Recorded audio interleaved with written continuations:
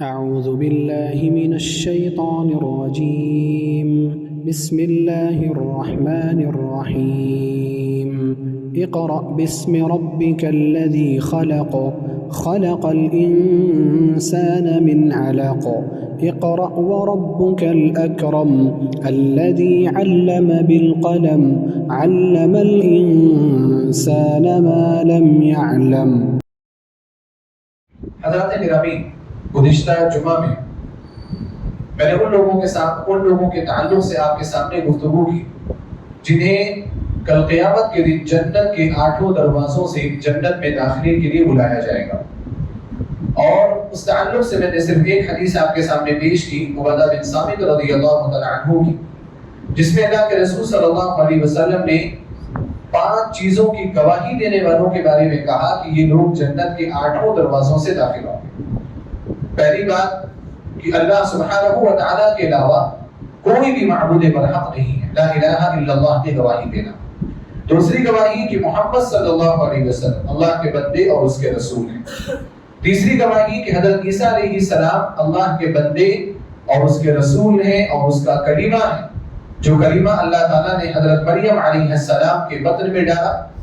اور اللہ تعالیٰ کی روح ہے۔ چوتھی گواہی جنت حق ہے، اور 5ویں گواہی جہنم حق ہے۔ ان 5 چیزوں کی گواہی اور شہادت دینے والوں کے بارے میں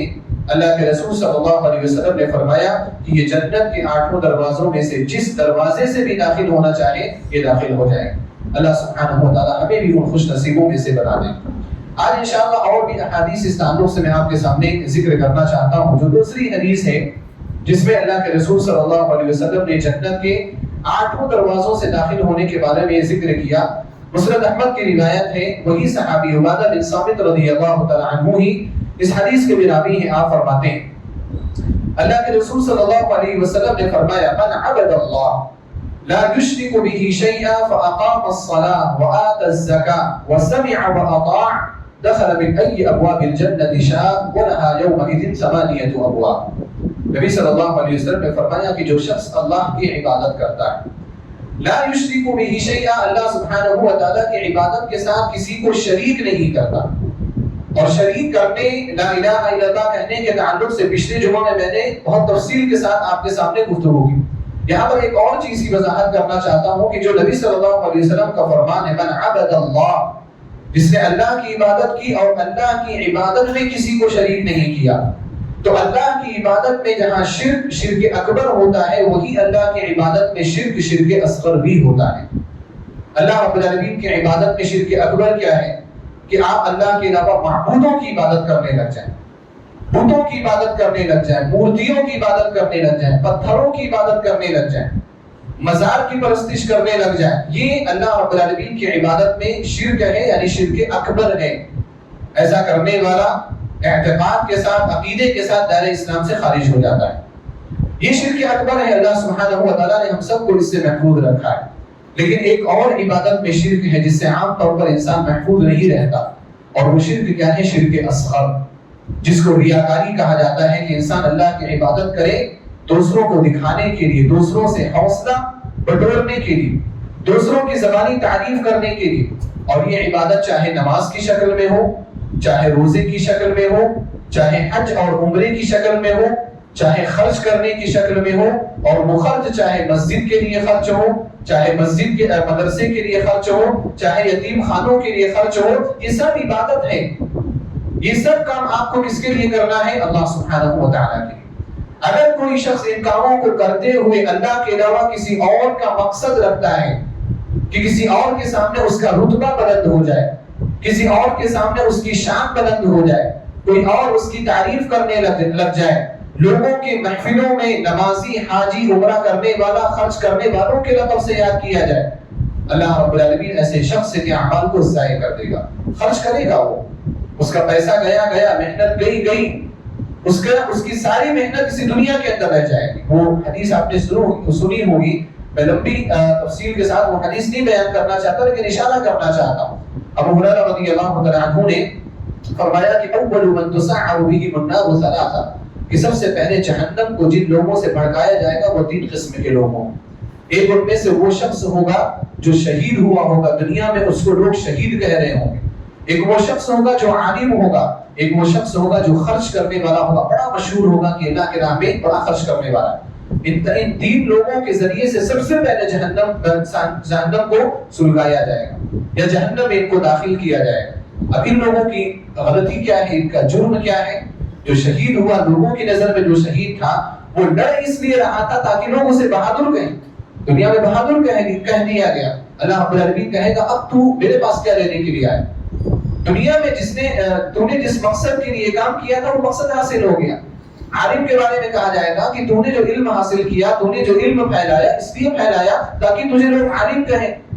لوگوں نے عالم کہہ دیا، اب تو کیا لینے کے لیے یہاں پر آیا ہے؟ اب تجھے یہاں پر کیا ملے گا؟ خرچ کرنے والے کو بھی یہی کہا جائے گا کہ تو نے جو خرچ کیا دنیا میں اس لیے خرچ کیا کہ تاکہ تجھے خرچ کرنے والا کہا جائے، تاکہ دنیا میں لوگ تجھے اچھے القاب سے یاد کریں، تیری عزت کریں کہ تو بہت خرچ کرتا ہے اللہ کی راہ۔ دنیا میں لوگوں نے تعریف کر دی اور وہ چیز حاصل ہو گئی، اب تو میرے پاس کیا لینے کے لیے آیا ہے؟ اللہ رب العالمین سارے لوگوں کی عبادات کو باطل کر کے ان کو جہنم میں داخل کر دے گا۔ اللہ ہمیں ان لوگوں میں سے نہ بنائے۔ تو اللہ کے رسول صلی اللہ علیہ وسلم جو فرمایا من عبد اللہ لا یشرک به شیئا، جس نے اللہ کی عبادت کی، اللہ تعالیٰ کی عبادت میں شرک نہیں کرتا، یعنی وہ عقیدے کے اعتبار سے اچھا ہے، لیکن کیا عقیدے کے اعتبار سے اچھا ہونا کافی ہے؟ نہیں۔ آگے حدیث پڑھے آپ، فَأَقَامَ الصَّلَاةَ، عقیدہ اچھا کرنے کے بعد نمازوں کی پابندی بھی کرنے لگا۔ جو شخص لا الہ الا اللہ محمد رسول اللہ کہے اور نمازوں کی پابندی نہ کرے وہ کلمے میں بھی جھوٹا ہے، کیونکہ جب ہم نے کلمہ پڑھ لیا کہ اے اللہ تیرے علاوہ کوئی معبود نہیں، محمد صلی اللہ علیہ وسلم اللہ کے بندے اور اس کے رسول ہے، میں نے ان کو رسول مان لیا، تو اس کا تقاضا یہ ہے کہ اللہ اور اس کے رسول کے جو احکام ہیں ان احکام پر پابندی کی جائے۔ اگر وہ احکام نہیں ہے تو انسان کلمہ زبانی تو پڑھ رہا ہے لیکن اس کے یہاں کلمے کا معنی اور مفہوم نہیں پایا جا رہا۔ فَأَقَامَ الصَّلَاةَ، نبی علیہ السلام نے فرمایا کہ اس کے بعد جو نمازوں کی پابندی کرے، وَآتَ الزَّكَاةَ، اور زکات کی ادائیگی بھی کرے، وَسَمِعَ وَأَطَاعَ، اور جو حکمران ہے، اسلامی حاکم اگر ہے تو مکمل طور پر اس کی بات کو سنے اور اس کی اطاعت کرے، کیونکہ مسلمان حاکم کی بات ماننا، اس کے خلاف ورزی نہ کرنا، اس کے خلاف بغاوت نہ کرنا، اس کے خلاف لوگوں کو نہ بھڑکانا، یہ بھی شریعت کے اصول میں سے ہے، یہ بھی شریعت کی بنیادوں میں سے ہے، اور یہ منہج سلف کی بہت بڑی پہچان ہے کہ منہج سلف کے حاملین کبھی بھی حکمرانوں کے خلاف بغاوت نہیں کرتے، کیونکہ حکمرانوں کے خلاف بغاوت کرنا یہ پیچھے اپنے بڑے فساد کو لے کر کے آتا ہے۔ حجاج بن یوسف الثقفی بہت ظلم کے اعتبار سے بڑا مشہور ہے، اس نے بہت ظلم کیا، اس نے تابعین کے اوپر بھی ظلم کیا، صحابہ کرام کے اوپر بھی ظلم کیا۔ عبداللہ بن عمر رضی اللہ تعالیٰ عنہ کے بارے میں آتا ہے کہ اسی کے حکم سے عبداللہ بن عمر رضی اللہ تعالیٰ عنہ کو زہر بھی دیا گیا۔ اسی طرح سے سعید بن جبیر رحمہ اللہ جو بڑے تابعین، بڑے مشہور تابعین، ان کو بھی قتل کیا گیا۔ اس کا ظلم بہت زیادہ اوپر چڑھا ہوا تھا۔ حضرت انس بن مالک رضی اللہ تعالیٰ عنہ دیگر صحابہ کرام اس زمانے میں موجود تھے۔ انس رضی اللہ تعالیٰ عنہ کے کچھ شاگردان ان کے پاس آئے اور انہوں نے کہا کہ آپ نہیں دیکھتے کہ حجاج بن یوسف کیا کر رہا ہے، کتنا ظلم کر رہا ہے، آپ اس کے خلاف ایک آواز بھی نہیں اٹھاتے، آپ چاہیں تو اس کے خلاف آواز اٹھائیں، اس کو حکومت سے اتار دیں، اس کو عہدے سے معزول کر دیں، آپ چاہیں تو کر سکتے ہیں۔ حضرت انس رضی اللہ تعالیٰ عنہ نے فرمایا لا یأتی زمان الا والذی بعدہ شر منہ، جو زمانہ آگے آئے گا نا وہ اس سے بھی برا زمانہ ہوگا۔ آج جو تم برائی دیکھ رہے ہو اس سے بھی برا زمانہ آگے آنے والا ہوگا۔ لا یأتی زمان الا والذی بعدہ شر منہ حتی تلقوا ربکم، یہاں تک کہ تم اپنے رب سے ملاقات کر لو، تمہیں صبر کرتے رہنا ہے یہاں تک کہ تم اپنے رب سے ملاقات کرو۔ اور پھر اس پہ انہوں نے کہا انی سمعتہ من نبیکم، یہ حدیث میں نے تمہارے نبی جناب محمد رسول اللہ صلی اللہ علیہ وسلم سے سنی۔ تو حکمران کے خلاف بغاوت نہ کرنا یہ منہج سلف کے اصولوں میں سے ایک اہم اصل ہے۔ اس لیے نبی علیہ السلام نے فرمایا وَسَمِعَ وَأَطَاعَ، جس نے سن لیا، جس نے بات مان لی، کیا کیا کیا؟ ایک بار پھر سے سنیں، جس نے اللہ کی عبادت کی، اللہ تعالیٰ کی عبادت میں شرک نہیں کیا، نماز کی پابندی جس نے کی، زکات کو ادا کیا، حاکم جو ہے مسلمان حاکم، اس کی بات کو اس نے سنا اور اس کی بات کو اس نے مانا، دخل من ای ابواب الجنت شاء، نبی علیہ السلام نے فرمایا وہ جنت کے جس دروازے سے داخل ہونا چاہے وہ اس دروازے سے داخل ہو جائے گا۔ وَلَهَا يَوْمَئِذٍ ثَمَانِيَةُ أَبْوَابٍ، اور اس دن اس کے 8 دروازے ہوں گے۔ اور اس کے بعد نبی علیہ السلام نے اسی کی ضد کا تذکرہ کیا، آگے فرمایا وَمَنْ عَبَدَ اللَّهَ، اور جس نے اللہ تعالیٰ کی عبادت کی، لا یشرک بہ شیئا، اللہ تعالیٰ کی عبادت میں شرک نہیں کیا، وَأَقَامَ الصَّلَاةَ نماز کی بھی پابندی کی، وَآتَ الزَّكَاةَ زکات کو بھی ادا کیا اس نے، وَسَمِعَ وَعَصَى لیکن حاکم کی بات کو سن کر کے اس نے حاکم کی بات کو ٹھکرا دیا، نافرمانی کر دی، فَإِنَّ اللَّهَ مِنْ أَمْرِهِ بِالْخِيَارِ تو اللہ رب العالمین کے یہاں اس کے معاملے کے تعلق سے اختیار ہے۔ انشاء رحمہ اگر اللہ چاہے گا تو اس کے اوپر رحم فرمائے گا، وَإِنشَاءَ عَذَّبَ اور اگر اللہ سبحانہ وتعالی چاہے گا تو اس کو عذاب دے گا۔ اس حدیث سے یہ پتہ چلتا ہے کہ جو شخص کلمہ لا الہ الا اللہ پڑھنے کے بعد اسلام کے بنیادی اصول پر پابند رہتا ہے، اسلام کی بنیادی چیزوں پر عمل کرتا ہے، اللہ رب العالمین جنت کے 8 دروازوں میں سے جس دروازے سے وہ داخل ہونا چاہے گا اللہ تعالیٰ اس کو داخل کر دے گا۔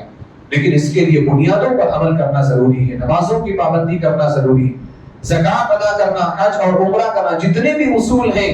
تمام اصول کی پابندی ضروری ہے۔ اگر کوئی انسان ایک فرض بھی چھوڑ دیتا ہے حالانکہ وہ اس فرض کو کرنے کا مستطیع ہے، طاقتور ہے، اللہ سبحانہ و تعالیٰ کے ہاں اس کی پکڑ ہوگی، اور جنت کے 8 دروازے تو کیا ایک دروازے سے بھی داخل ہونا اس کے لیے مشکل ہو جائے، جو نمازیں چھوڑتا ہے اس کے لیے ایک دروازے سے بھی داخل ہونا اس کے لیے مشکل ہو جائے۔ اصول کی پابندی کرنا ضروری ہے، لیکن افسوس کی بات یہ ہے کہ ہمارے یہاں کلمہ تو ہے زبانی طور پر، لیکن یہ نماز روزے ہم سے نہیں ہوتے، ہم سے یہ نماز روزے نہیں ہوتے۔ حالانکہ اگر صحابہ کرام کو آپ دیکھیں تو صحابہ کرام کے یہاں بھی کچھ چیزوں کو لے کر کے مشکلات تھیں، لیکن جب انہوں نے اللہ اور اس کے رسول کا حکم دیکھا تو اپنے آپ کو اللہ اور اس کے رسول کے حکم کی تابع کر دیا۔ ایک صحابی آئے نبی علیہ السلام سے بیعت کرنے کے لیے، صحیح روایت ہے، اللہ کے رسول صلی اللہ علیہ وسلم نے ان سے پوچھا، نبی علیہ السلام سے انہوں نے پوچھا کہ اللہ کے رسول صلی اللہ علیہ وسلم میں کس بات میں آپ سے بیعت کروں؟ تو آپ صلی اللہ علیہ وسلم نے کہا کہ یہ شرک نہیں کرو گے، نماز پڑھو گے، روزے رکھو گے، زکوٰۃ دو گے، جہاد کرو گے، یہ ساری چیزوں پر تم مجھ سے بیعت کرو۔ انہوں نے اپنا ہاتھ کھینچ لیا بیعت کرنے سے پہلے اور کہا کہ اللہ کے رسول صلی اللہ علیہ وسلم میں ساری چیزوں پر بیعت کر لوں گا، میں 2 چیزوں پر بیعت نہیں کر سکتا، ایک زکوٰۃ پر بیعت نہیں کر سکتا، دوسرے جہاد پر بیعت نہیں کر سکتا۔ نبی علیہ السلام نے پوچھا یہ کیوں، ایسا کیسے؟ تو انہوں نے کہا کہ اللہ کے رسول صلی اللہ علیہ وسلم جہاد جو ہے بہت عظیم فریضہ ہے، مجھے معلوم ہے، لیکن اگر کوئی شخص جہاد میں گیا اور دشمنوں کے خوف سے وہ پیٹ پھیر کر کے بھاگ گیا تو پھر اللہ سبحانہ و تعالیٰ کا اس کے اوپر غضب نازل ہوتا ہے۔ سورہ انفال میں وہ آیت ہے، اللہ رب العالمین اس کے اوپر ناراض ہوتا ہے، اللہ سبحانہ و تعالیٰ کا غصہ اس کے اوپر اترے گا اور اس کا ٹھکانہ جہنم ہے۔ تو اللہ کے رسول صلی اللہ علیہ وسلم مجھے ڈر ہے کہ میں جوش اور جذبے میں چلا تو جاؤں، لیکن جب میدان کارزار میں جنگ بپا ہو، تلواریں ایک دوسرے سے ٹکرانے لگے، لوگ ایک دوسرے کی گردنیں اتارنے لگے، میرے اندر دہشت پیدا ہو جائے، میرے اندر خوف پیدا ہو جائے اور میں وہاں سے راہ فرار اختیار کر لوں تو میرا تو ٹھکانہ جہنم ہو جائے، اس لیے میں جہاد نہیں کر سکتا۔ اور جہاں تک بات ہے زکوٰۃ دینے کی تو میں زکوٰۃ بھی نہیں دے سکتا۔ میں یہ بات کیوں بتا رہا ہوں، میں حدیث یہ کیوں ذکر کر رہا ہوں؟ ہمارے اور آپ کے لیے بھی مشکلات ہوتی ہیں، نماز پڑھنا مشکل کام ہے، اہل ایمان کے لیے مشکل نہیں ہے، لیکن ہمارے لیے ضرور مشکل ہوتی ہے کیونکہ ہم خواہشات کی طرف بھاگنے والے لوگ۔ تو ہم یہ نہ سمجھیں کہ صحابہ کرام کے لیے سب آسان تھا، آنکھ بند کر کے وہ لوگ یہ کام کر لیتے تو ان کے لیے بھی مشکل تھا، لیکن ان کے اندر جوش اور جذبہ تھا، اس لیے وہ پابندی کیا کرتے تھے۔ اسی لیے میں حدیث سنا رہا ہوں، انہوں نے کہا کہ میں زکوٰۃ کیوں نہیں دے سکتا؟ انہوں نے کہا کہ اللہ کے رسول صلی اللہ علیہ وسلم میرے پاس صرف 10 اونٹ ہیں گن کر کے، اور میرے پاس چند بکریاں ہیں، بکریوں کا ایک ریوڑ ہے، اگر میں نے زکوٰۃ دے دی تو پھر میرے پاس مال کیا بچے گا؟ صرف 10 اونٹ ہیں، حالانکہ اسلام کے اعتبار سے اگر 5 اونٹ بھی ہے نا تو 5 اونٹ جس کے پاس ہے اس کے اوپر بھی زکوٰۃ فرض ہو جاتی ہے، اور بکریوں میں سے اگر 100 بکریاں ہیں تو زکوٰۃ فرض ہو جاتی ہے، تو ان کے اوپر زکوٰۃ فرض ہو رہی تھی۔ تو انہوں نے کہا کہ میں زکوٰۃ نہیں دے سکتا، اگر زکوٰۃ دے دوں گا گنے چنے 10 اونٹ، گنے چنی چند بکریاں، یہ بکریاں بھی ختم ہو جائیں گی، یہ اونٹ بھی ختم ہو جائے گا۔ اللہ کے رسول صلی اللہ علیہ وسلم نے کہا کہ اگر ایسی بات ہے تو آپ چلے جائیں، میں آپ سے بیعت کرنے کے لیے تیار نہیں۔ کیا کہا نبی صلی اللہ علیہ وسلم؟ چلے جائیں بھائی، اگر آپ کو اسلام قبول کرنا ہے تو اسلام کو اسلام کے اعتبار سے قبول کرنا، اپنی خواہشات کے اعتبار سے قبول نہیں کرنا کہ آپ کے لیے جو چیز آسان ہے آپ وہ کریں گے، جو چیز آسان نہیں وہ نہیں کریں گے۔ ہمارے اور آپ کا معاملہ بھی اور ہمارے اور آپ کے لیے بھی گویا کہ نبی علیہ السلام کے یہی حکم ہے کہ اسلام قبول کرنا ہے نا تو صحیح سے اسلام قبول کر لیجیے، صحیح سے اسلام کی طرف آ جائیے کہ نماز اور روزے کے بھی پابند ہو جائیے، ورنہ اگر نہیں مسلمان ہونا ہے تو پھر آپ یہ کہتے ہیں کہ میں مسلمان نہیں ہوں، میرے اوپر اسلام نے یہ کیا کہ آپ اسلام کا بھی نام لیں اور اسلام کے اصول سے بھی آپ انحراف کریں، ایسا اسلام قابل قبول نہیں ہوتا۔ نبی علیہ السلام نے کہا کہ ٹھیک ہے آپ جائیے، آپ سے میں بیعت کرنے کے لیے تیار نہیں ہوں۔ اس کے بعد وہ بیٹھے رہے، سوچتے رہے، تھوڑی دیر کے بعد انہوں نے کہا اے اللہ کے رسول صلی اللہ علیہ وسلم اگر میں ان دونوں چیزوں پر بھی بیعت کرنے کے لیے تیار ہو جاؤں مجھے کیا ملے گا؟ دیکھ رہے ہیں صحابی کا، میں دونوں چیزوں پر بھی بیعت کرنے کے لیے تیار ہو جاؤں گا لیکن بدلے میں کیا مل رہا ہے مجھے کیا ملے گا؟ نبی صلی اللہ علیہ وسلم نے فرمایا کہ آپ کو بدلے میں جنت ملے گی، جنت۔ آپ صلی اللہ علیہ وسلم کی زبان مبارک سے صرف اتنا لفظ نکلنا تھا، انہوں نے کہا کہ اللہ کے رسول صلی اللہ علیہ وسلم آپ ہاتھ بڑھائیے میں آپ سے بیعت کرنے کے لیے تیار ہوں۔ سبحان اللہ، یہ جذبہ ہوتا ہے دین پر عمل کرنے کا۔ ان کے لیے بھی آسان نہیں، یہ مشکل ہے ان کے لیے، وہ بھی خرچ کرنا نہیں چاہتے،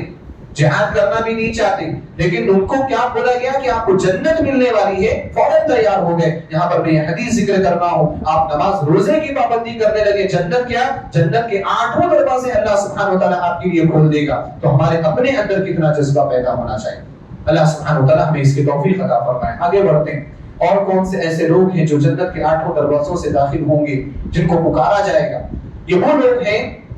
جو وضو کرتے ہیں اور وضو کرنے کے بعد دعا پڑھتے ہیں۔ صحیح مسلم کی روایت ہے، عقبہ بن عامر رضی اللہ تعالیٰ عنہ روایت کرتے ہیں، فرماتے ہیں کہ میرے اوپر اونٹوں کی چرانے کی باری رکھی گئی تھی۔ صحابہ کرام جو تھے اونٹوں کو چرانے کی باری متعین کر لیا کرتے تھے کہ آج آپ یہ کام کر لیں گے میں نبی صلی اللہ علیہ وسلم کی مجلس میں چلا جاؤں گا، اور اگلے دن آپ وہ کام کر لینا میں نبی صلی اللہ علیہ وسلم کی مجلس میں چلا جاؤں گا۔ تو عقبہ بن عامر رضی اللہ تعالیٰ عنہ کہتے ہیں کہ ایک مرتبہ باری میری تھی اونٹوں کو چرانے کی، میں نے اونٹوں کو چلایا اور شام کے وقت قریب، یعنی شام کے وقت، شام کا جو لفظ ہے وہ ظہر کے بعد سے بھی بولا جاتا ہے، یعنی عصر کے بعد کہیں پر نبی صلی اللہ علیہ وسلم ایک جگہ پر کھڑے ہو کر کے کچھ لوگوں سے گفتگو کر رہے تھے۔ عقبہ بن عامر رضی اللہ تعالیٰ عنہ وہاں پر پہنچتے ہیں، اور پہنچنے کے بعد نبی صلی اللہ علیہ وسلم کے زبان مبارک سے ایک جملہ سنتے ہیں۔ آپ فرماتے ہیں کہ میں نے سنا کہ نبی علیہ الصلوۃ والسلام لوگوں کو حدیث بیان کر رہے تھے۔ آپ صلی اللہ علیہ وسلم نے فرمایا ما منکم من احد یتوضا فیحسن وضوءه ثم يقوم فیصلی رکعتین مقبلا علیہما بقلبہ ووجہہ الا وجبت له الجنہ۔ جو بھی مسلمان آدمی، جو بھی مسلمان ہو وہ وضو کرتا ہے اگر، اور اچھے سے وضو کرتا ہے، جلد بازی میں نہیں کہ اس کا کچھ اس کا ہتھیلی کا حصہ یا کچھ ہاتھ کا حصہ خشک رہ جائے، پیر کا حصہ کچھ خشک رہ جائے۔ کچھ لوگ بہت جلد بازی سے وضو کرتے ہیں، اور کچھ لوگ تو جھک کر کے پیروں کو رگڑنا بھی اچھا نہیں سمجھتا، پیروں کو رگڑ کر کے بھی نہیں دھوتے۔ حالانکہ درد سنتوں میں سے ہے کہ اگر آپ وضو کر رہے ہیں تو آپ رگڑ کر کے آپ وضو کریں، ہاتھ دھل رہے ہیں تو آپ ہاتھ پر پورا اپنا ہاتھ پھیرائیں، پیر دھل رہے ہیں تو پیر کو بھی رگڑ کر کے آپ دھلیں تاکہ کوئی جسم کا حصہ خشک نہ رہ جائے۔ آپ صلی اللہ علیہ وسلم فرمائے کہ جو بھی مسلمان وضو کرتا ہے اور اچھے سے وضو کرتا ہے پھر کھڑے ہو کر کے 2 رکعت نماز پڑھتا ہے۔ کیسی نماز؟ ایسی نماز نہیں کہ جس میں اپنے پوری دکان کی کیلکولیشن اور پورا حساب کر لے، ایسی نماز کہ مقبلا علیہما بقلبہ ووجہہ، اس نماز پر وہ اپنے دل کے اعتبار سے بھی متوجہ رہتا ہے، اپنے چہرے کے اعتبار سے بھی متوجہ رہتا ہے، اس کی پوری توجہ نماز میں، اس کا پورا دل نماز میں، الا وجبت له الجنہ، تو جو شخص 2 رکعت نماز پڑھ لیتا ہے اس کے لیے جنت واجب ہو جاتی ہے۔ یہ نماز کون سی؟ نماز کوئی بھی ہو سکتی، عام طور پر اس کو تحیۃ الوضو کے نام سے یاد کیا جاتا ہے۔ تحیۃ الوضو، جب بھی آپ وضو کریں آپ 2 رکعت نماز پڑھنے کی کوشش کریں، یہ فضیلت آپ کو حاصل ہوگی۔ آپ نے وضو کی نماز سے پہلے اور آپ نے سنت موقدہ پڑھ لیا، اس میں بھی یہ فضیلت آپ کو حاصل ہوگی۔ آپ نے وضو کر کے ڈائریکٹ فرض نماز پڑھی، اس میں بھی اللہ سبحانہ و تعالیٰ آپ کو یہ فضیلت دے سکتا ہے۔ عقبہ بن عامر رضی اللہ تعالیٰ عنہ نے جب اتنی بات سنی، بس 2 رکعت نماز پڑھنے پر جنت واجب ہو جاتی، انہوں نے پیچھے سے کہا، اونٹ لے کر کے کھڑے تھے، انہوں نے کہا ما اجود ہادی، واہ کیا بہترین بات بتائی ہے نبی صلی اللہ علیہ وسلم۔ اور یہ بہترین بات کیوں لگی؟ کوئی لطیفہ نہیں تھا، کوئی جوک نہیں تھا۔ ہمارے یہاں بہترین بات کون سی ہوتی ہے؟ جس میں ہمارے دانت کھل جائیں، جس میں ہمارے جبڑے ظاہر ہو جائیں، جس میں ہم ہنسنے لگے، وہ بہترین بات ہوتی ہے۔ جس میں ہم ٹھٹا کریں وہ بہترین بات ہوتی ہے۔ جس میں دنیا کی بات ہو وہ بہترین بات ہوتی ہے۔ جس میں روپے پیسے کی بات ہو وہ بہترین بات ہوتی ہے۔ عقبہ بن عامر رضی اللہ تعالیٰ عنہ نے کہا یہ بہترین بات ہے، کیوں؟ کیونکہ اللہ کے رسول صلی اللہ علیہ وسلم نے جنت کی بشارت ایک تھوڑے سے عمل کی وجہ سے، ما اجود ہادی، کیا بہترین بات ہے۔ فرماتے ہیں عقبہ بن عامر رضی اللہ تعالیٰ عنہ کہ میں نے اتنا کہا کہ ایک دوسرے شخص نے پیچھے سے کہا کہ اس سے پہلے والی جو بات تھی نا وہ اور بہترین تھی۔ انہوں نے کہا ہم نے پلٹ کر کے دیکھا تو وہ عمر بن خطاب رضی اللہ تعالیٰ عنہ تھے۔ انہوں نے کہا ادھر آئیے، قریب بلایا، اور قریب بلانے کے بعد کہا کہ میں نے آپ کو دیکھا، آپ پیچھے سے آئے، آپ تاخیر سے آئے۔ ابھی جذبہ دیکھے صحابہ کرام کا، تعلیم کا، سکھانے کا، کہ اگر کوئی بھائی نہیں پہنچ پایا تو اس کو سکھاتے تھے وہ۔ میں بار بار یہ ذکر کرتا ہوں کہ آپ جو باتیں سن رہے ہیں یہاں پر گھر میں جا کر کے آپ بیان کریں، جو حدیث آپ سن رہے گھر والوں کو جا کر کے بچوں کو بیوی کو آپ سنائیں والدین کو سنائیں بھائیوں کو بہنوں کو سنائیں آپ تاکہ وہ بھی اس پر عمل کریں صحابہ کرام کے ہاں تعلیم کا جذبہ تھا نبی علیہ السلام نے کہا تھا نا کہ بلغوا عنی ولو آیا ایک آیت بھی اگر تم نے صحیح طور پر سمجھ لی تو اس کو پہنچا دیا کرو عمر بن خطاب رضی اللہ تعالیٰ عنہ کہا کہ آئیے میں آپ کو بتاتا ہوں پھر اس کے بعد انہوں نے کہا اس سے پہلے والی جو حدیث تھی اس میں نبی صلی اللہ علیہ وسلم نے فرمایا ما منكم من احد يتوضا فيبلغ او فيسبغ وضوءه ثم يقول اشهد ان لا اله الا الله وان محمدا عبد الله ورسوله الا فتحت له ابواب الجنه الثمانيه دخل من اي ابواب الجنه الثمانيه شاء کہا کہ نبی علیہ السلام نے فرمایا کہ تم میں سے جب کوئی شخص وضو کرتا ہے اور اچھے سے وضو کرتا ہے اچھے سے وضو کرنا ضروری ہے اور اچھے سے وضو کرنے کی کیفیت میں نے آپ کے سامنے بیان اچھے سے وضو کرتا ہے اور اچھے سے وضو کرنے کے بعد دعا پڑھتا ہے کئی دعائیں ہیں اس میں سے ایک دعا یہ ہے اور وہ دعا کیا ہے نبی علیہ السلام نے فرمایا اشہد ان لا الہ الا اللہ وان محمدا عبد اللہ ورسولہ کہ میں گواہی دیتا ہوں کہ اللہ سبحانہ و تعالیٰ کے علاوہ کوئی معبود برحق نہیں ہے اور محمد صلی اللہ علیہ وسلم اللہ کے بندے اور اس کے رسول ہیں آپ صلی اللہ علیہ وسلم نے فرمایا جو شخص محض یہ دعا پڑھ لے اللہ تعالیٰ اس کے لیے جنت کے 8 دروازے کھول دیتا ہے جس دروازے سے وہ داخل ہونا چاہے وہ داخل ہو جائے سبحان اللہ دیکھ رہے ہیں چھوٹی چھوٹی سی چیزیں ہیں زیادہ محنت والی چیز نہیں آپ کا پیسہ بھی یہاں پر خرچ نہیں ہو رہا ہم پیسے کے اعتبار سے بڑے بخیل ثابت ہوئے ہمارا پیسہ بھی یہاں خرچ نہیں ہو رہا وضو کرنا ہے اور یہ دعا پڑھ لینی اخلاص کے ساتھ اللہ سبحانہ و تعالیٰ اس پر اتنا بڑا ریوارڈ دے رہا اتنا بڑا انعام دے رہا محض وضو کرنا اچھے سے وضو کرنا اور وضو کرنے کے بعد دعا پڑھ لینا تو ہمیں چاہیے کہ ہم اس سے وضو کے بعد کی دعا کو یاد کریں اور اس دعا کو پڑھنے کی کوشش کریں اور یہاں پر ایک اہم چیز یہ ہے کہ کچھ لوگ جب یہ دعا پڑھتے ہیں نا تو انگلی سے اشارہ آسمان کی طرف کرتے ہیں وضو کرنے کے بعد اٹھتے ہیں تو اشہد ان لا الہ الا اللہ انگلی بھی اٹھاتے اور آسمان کی طرف اشارہ کرتے ہیں بعض روایات میں اس طرح کا عمل آیا ہے لیکن محدثین نے ان تمام روایات کو ضعیف قرار دیا ہے یہ عمل درست نہیں ہے آپ ہمیشہ اشہد ان لا الہ الا اللہ پر آسمان کی طرف آپ اٹھائیں چہرے کو اور انگلی سے اشارہ کریں یہ ہر جگہ پر یہ چیز عبادت نہیں ہے اگرچہ ایک انگلی سے اشارہ کرنا اللہ کی وحدانیت کی طرف اشارہ ہوتا ہے لیکن عبادات کے بارے میں نے پچھلے جمعہ میں کیا کہا تھا عبادت وہی ہے جسے محمد صلی اللہ علیہ وسلم عبادت قرار دیں ہم اپنے ذہن سے اپنے رائے سے کسی چیز کو عبادت قرار نہیں دے سکتے تو یہ عمل بدعت ہے یہ عمل سنت نہیں ہے اس سے بچنا چاہیے اور یہاں پر جو اہم چیز ہے ہم یہ سوچ رہے ہیں کہ وضو کر لیا ہم نے اور وضو کے بعد کی دعا ہم نے پڑھ لی تو ہمیں یہ ریوارڈ حاصل ہو گیا لیکن یہ وضو کرنا بھی بہت زیادہ محنت کا متقاضی یہ فضیلت کس کو حاصل ہوگی یہ فضیلت انہی لوگوں کو حاصل ہو سکتی ہے جو نماز روزے کے پابند ہیں جو نمازوں کے پابند ہے نا وہی وضو کرے گا جو نماز نہیں پڑھتا وہ کیا وضو کرے گا یعنی وضو کرنے کی فضیلت جو بیان ہے نا پیچھے اس کے بیک گراؤنڈ میں کیا ہے نماز بھی کہ اگر آپ نماز نہیں پڑھیں گے تو یہ فضیلت حاصل نہیں ہو اور جو آدمی نماز پڑھتا ہے نماز کے لیے جو وضو کرتا ہے نا وہی آدمی نفل وضو بھی کرتا ہے جس طرح سے نفل نمازیں ہوتی ہیں اس طرح سے نفل وضو بھی ہوتا ہے کہ وہ نفل وضو آپ کو کرنا ہے اور نفل وضو کا معنی کیا ہے کہ ایک مومن بندہ ایک مسلمان جو پرفیکشن کے ساتھ اسلام پر عمل کرنے کی کوشش کرتا ہے اس کی ہمہ وقت کوشش یہ رہتی ہے کہ وہ ہمیشہ وضو سے رہے ہمیں اور آپ کو ہمیشہ وضو سے رہنے کی کوشش کرنی چاہیے ہم گھر سے نکلتے ہیں نا تھوڑا چہرہ دھوتے ہیں اور تیار ہو کر کے ہم باہر نکلتے ہیں اس سے اچھا ہے کہ آپ وضو کر کے باہر نکلیں آپ اور وضو نصف غسل کے برابر ہے ہمیشہ تو آپ غسل کر کے نہیں نکل سکتے دن میں آپ زیادہ سے زیادہ کتنی بار ایک بار غسل کرتے ہوں گے کوئی 2 بار غسل کرتا ہوگا لیکن ہمیشہ تو آپ غسل کر کے باہر نہیں نکل سکتے لیکن آپ وضو کر کے باہر نکلے وہ نصف غسل بھی ہے اور اللہ سبحانہ و تعالیٰ کی جانب سے یہ فضیلت بھی حاصل ہو جائے ہمیشہ ہمیں کوشش کرنی چاہیے کہ ہم باوضو رہیں کیونکہ کبھی بھی اگر موت آئے تو ہم وضو کی حالت میں اللہ رب العالمین کے یہاں اٹھائے جائیں اس سے بڑی بات کیا ہو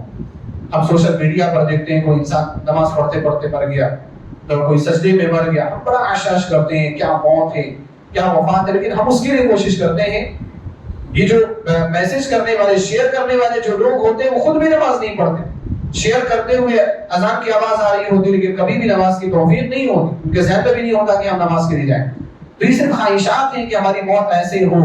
یہ خواہشات کب ہوں گی جب ہم اس کے مطابق عمل کرنے کی کوشش کریں تو ہمیں عمل بھی کرنا چاہیے تو وضو کی یہ فضیلت ہے لیکن اس کے لیے نماز پڑھنے کی ضرورت ہے اس کے لیے نفل وضو کرنے کی ضرورت ہے آگے بڑھتے ہیں، ایک اور حدیث میں آپ کے سامنے پیش کرتا ہوں اس حوالے سے کہ اللہ رب العالمین جنت کے 8 دروازے کن لوگوں کے لیے کھولتا ہے؟ یہ وہ لوگ ہیں جو دنیا کے اندر اسلام کے اصولوں کی تو بات ہو گئی، اسلام کے اصولوں کے ساتھ وہ بندوں کا بھی خیال رکھتے ہیں اور بندوں کے اوپر بھی ظلم نہیں کیا کرتے۔ یعنی ظلم کا مطلب یہ ہے کہ وہ لوگوں کے خون کی حفاظت کرتے ہیں، کسی کو بیجا قتل نہیں کیا کرتے۔ جو لوگ اپنے ہاتھوں کو اپنے بھائیوں کے خون سے محفوظ رکھتے ہیں، اللہ سبحانہ و تعالیٰ ان لوگوں کو یہ بدلہ دے گا کہ وہ جنت کے 8 دروازوں سے پکارے جائیں۔ چنانچہ مسند احمد کی روایت ہے،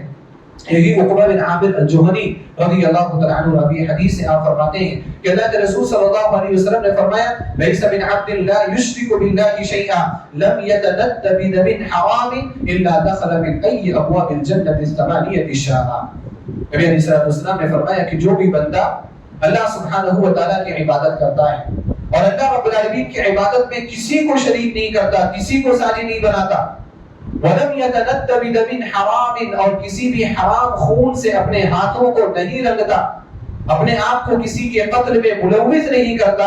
اللہ سبحانہ و تعالیٰ اس کو جنت کے 8 دروازوں سے داخل ہونے کی اجازت دے گا۔ وہ جس دروازے سے داخل ہونا چاہے وہ اس دروازے سے داخل ہو جائے۔ یہ بہت اہم معاملہ ہے اور بڑا اہم مسئلہ ہے، اپنے آپ کو لوگوں کے خون سے بچا کر کے رکھنا۔ اللہ کے رسول صلی اللہ علیہ وسلم نے حجۃ الوداع کے موقع پر جو خطبہ دیا تھا، اس خطبے میں آپ صلی اللہ علیہ وسلم نے بہت اہم اور پوائنٹ کی باتیں آپ علیہ السلام نے بتائی تھی۔ آپ نے اس وقت یہ کہا تھا الا ان دماءکم واموالکم واعراضکم حرام علیکم کحرمۃ یومکم ھذا فی بلدکم ھذا فی شہرکم ھذا۔ لوگوں سنو، تمہارے خون، تمہاری عزتیں اور تمہارے مال آپس میں تم لوگوں کے لیے ویسے ہی حرام ہیں جیسے آج کا یہ دن حرام ہے، آج کا یہ شہر حرام ہے، آج کا یہ مہینہ حرام۔ کہاں تھے نبی علیہ السلام؟ مکہ کے اندر، حرمت والا شہر۔ کس مہینے میں آپ تھے؟ ذو الحجہ کے مہینے میں، حرمت والا مہینہ۔ جس دن آپ صلی اللہ علیہ وسلم کھڑے تھے یوم عرفہ اور بعض روایات میں یوم النحر، حرمت والا دن۔ آپ صلی اللہ علیہ وسلم فرمایا جیسے ان چیزوں کی حرمت ہے اسی طرح تمہارا خون آپس میں ایک دوسرے کے لیے حرام۔ کیا مطلب؟ کوئی ایک دوسرے کا خون نہ بہائے، تمہاری عزت بھی حرام ہے، کوئی کسی کی عزت کو نہ اچھالے، تمہارا مال بھی حرام ہے، کوئی کسی کا مال ناجائز طریقے سے نہ کھائے، کسی کے مال پر ناجائز قبضہ نہ کرے، کسی کے مال کو ہڑپ کرنے کی کوشش نہ کرے، کسی کے مال کو ہیلے بہانے بنا کر کے نہ کھائے، کسی کا مال سود کے ذریعے سے نہ کھائے، کسی کا مال رہن کے ذریعے سے نہ کھائے۔ یہ ساری چیزیں تمہارے اوپر حرام ہیں۔ نبی علیہ السلام نے فرمایا کہ تمہارے خون بھی حرام ہے۔ یہ بہت اہم تعلیم تھی جو نبی صلی اللہ علیہ وسلم نے اپنے امت کو دی، لیکن وہیں پر نبی صلی اللہ علیہ وسلم کی بات احادیث سے اس بات کی جانب بھی اشارہ ملتا ہے کہ لوگ آپس میں ایک دوسرے کا خون بھی کرنے لگے۔ اللہ کے رسول صلی اللہ علیہ وسلم نے فرمایا کہ میں تم کو اس طرح سے نہ پاؤں کہ تم میں سے بعض کی گردنیں مارنے لگے، تم اس طرح سے مت ہو جانا۔ آپ صلی اللہ علیہ وسلم نے لوگوں کو منع کیا، لیکن صورتحال آج ایسی ہی ہے کہ لوگ غصے میں اتنا زیادہ بے قابو ہو جاتے ہیں کہ لوگوں کی گردنیں مارنے، لوگوں کو قتل کرنے سے بھی اپنے آپ کو نہیں بچا پاتے۔ اپنے شہر حیدرآباد میں کتنے واقعات ہوئے، ابھی ماضی قریب میں ایک سوشل ایکٹیوسٹ ہیں، ان کو قتل کیا گیا، ان کا مرڈر کیا گیا، کیسے بھی ہو، میں ان کی ذاتیات سے تعلق نہیں، لیکن قتل تک معاملہ پہنچ جا رہا ہے۔ اور اپنے شہر کی بالخصوص میں بات کر رہا ہوں، لوگ اتنا زیادہ حد سے آگے بڑھ چکے ہیں کہ چھوٹی سی بات پر قتل کرنے کی بات کرتے ہیں، تھوڑے سے مسائل پر، گھر کا مسئلہ ہوا، اختلاف ہوا بھائیوں میں، اس کو قتل کر دوں گا، اس کو ڈبکا دوں گا، مار دوں گا، اس طرح کی بات برداشت نہیں ہے، غصے پر کنٹرول نہیں ہے لوگوں کے یہاں۔ یہ کون ہے مارنے والا؟ کون ہے جس کو مارا جا رہا ہے؟ کون ہے؟ مسلمان ہے، جس کو مارا جا رہا ہے وہ بھی مسلمان، مارنے والا بھی کیا ہے؟ مسلمان۔ اور پھر وہ لوگ آپ نے دیکھا ہوگا بڑی تعداد آئی ان کے جنازے میں شرکت کرنے والوں نے مخالفت بھی کی، لیکن یہ مخالفت کرنے والے ان لوگوں کے یہاں بھی کیا معاملہ ہے؟ ان کو بھی غصہ آئے گا نا، وہ بھی دوسرے کو مار دیں۔ اور اس میں کچھ لوگوں نے ایسی بات بھی کی کہ فلاں کو مارا گیا ہے، ہم بھی فلاں کو ماریں۔ قتل کا جواب آپ اس طرح سے قتل سے دیں گے تو فساد برپا ہوگا، اور قتل کس کا ہوگا؟ مسلمانوں کا قتل ہوگا، مسلمانوں کا قتل کیا جا رہا ہے۔ تو اس چیز سے ہمیں بہت زیادہ بچنے کی ضرورت ہے۔ اپنے غصے پر کنٹرول کرنا آپ سیکھیں۔ اس غصے پر اگر آپ نے کنٹرول کرنا نہیں سیکھا، یہ آپ کو بھی برباد کرے گا اور آپ کے گھر کو بھی برباد کرے گا، آپ کی زندگی اور آپ کی آخرت دونوں بھی برباد کر دے گا۔ دنیا بھی آدمی کی برباد ہوتی ہے، آخرت بھی برباد ہو جاتی ہے۔ اور یہاں پر بڑے افسوس کے ساتھ یہ بات کہنی پڑتی ہے کہ کچھ لوگ مسلمان ہونے کے باوجود اسلامی قوانین کو ذرہ برابر بھی حیثیت اور اہمیت دینے کے لیے تیار ہے. لوگوں کو غصہ آتا ہے نا, بولتے ہیں کہ مار دوں گا اس کو, کیا ہوگا, 3 مہینے جیل میں رہوں گا, اس کے بعد نکل آؤں, بس اتنی ہی سزا ہے. آپ مسلمان ہیں, آپ کی زبان اسلامی ہونی چاہیے, اتنی ہی سزا ہے کہ آپ نے مار دیا اور آپ کی سزا 3 مہینے. اللہ رب العالمین کیا, اللہ رب العالمین کا کوئی قانون نہیں,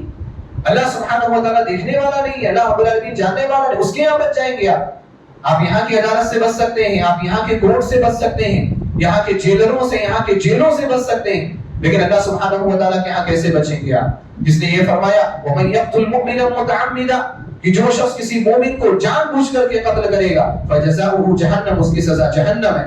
خالداً فیہا, وہ ایک لمبی مدت تک جہنم کے اندر رہے گا. وَغَضِبَ اللَّهُ عَلَيْهِ, اللہ تعالیٰ کا غضب اس کے اوپر نازل ہوتا ہے. وَلَعَنَهُ, اللہ کی لعنت اس کے اوپر اترتی ہے. وَأَعَدَّ لَهُ عَذَابًا عَظِيمًا, اللہ تعالیٰ نے اس کے لیے بڑا عذاب تیار کر رکھا ہے. مفسرین اہل علم علماء کہتے ہیں کہ اللہ سبحانہ و تعالیٰ نے اس ایک گناہ کی جو اتنی سزائیں قرآن کریم کے اندر بیان کی ہیں, 5 سزائیں, کہ جہنم میں لمبی مدت, اللہ کا غضب, اللہ کی لعنت اور عذاب عظیم کا تیار کیا جانا, کسی اور گناہ کے بارے میں اللہ سبحانہ و تعالیٰ نے اتنی 5 سزائیں ایک ساتھ ذکر نہیں کی. یہ قتل کی سزا ذکر کی, اور کس کو قتل کرنے کی, مومن کو قتل کرنے کی, مسلمان کو قتل کرنے کی. تو ہمیں اور آپ کو غصے پر کنٹرول کرنا چاہیے. ایک صحابی آئے اللہ کے رسول صلی اللہ علیہ وسلم کے پاس, کہا کہ اللہ کے رسول صلی اللہ علیہ وسلم نصیحت کریں. آپ صلی اللہ علیہ وسلم فرمایا آپ غصہ مت ہوا کریں.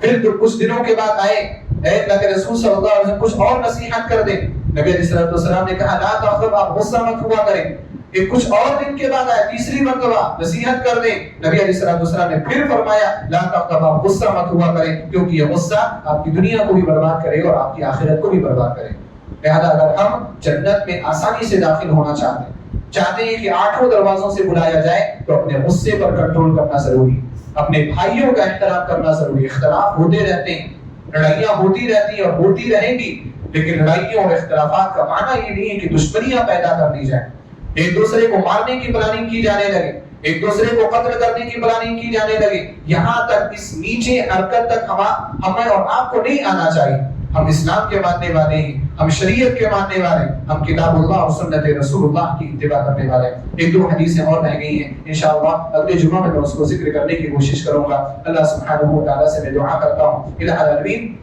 تو ہم سب کو ان خوش نصیب لوگوں میں سے بنائے جن کو جنت کے 8 دروازوں سے بلایا جائے گا. الہ العالمین تو ہم سب کو بغیر حساب اور عذاب کے جنت میں داخل ہونے کی توفیق عطا فرما. الہ العالمین تو ہم سب کو ہر طرح کے گناہ سے محفوظ فرما, ہر طرح کی عبادت کرنے کا جذبہ ہمارے دلوں کے اندر پیدا فرما. الہ العالمین فرائض کی پابندی کرنے کی توفیق عطا فرما, حرام چیزوں سے بچنے اجتناب کرنے کی توفیق عطا فرما. الہ العالمین تو ہماری عبادات کو شرف قبولیت عطا فرما, ہم سب کو جنت الفردوس میں جگہ عطا فرما. الہ العالمین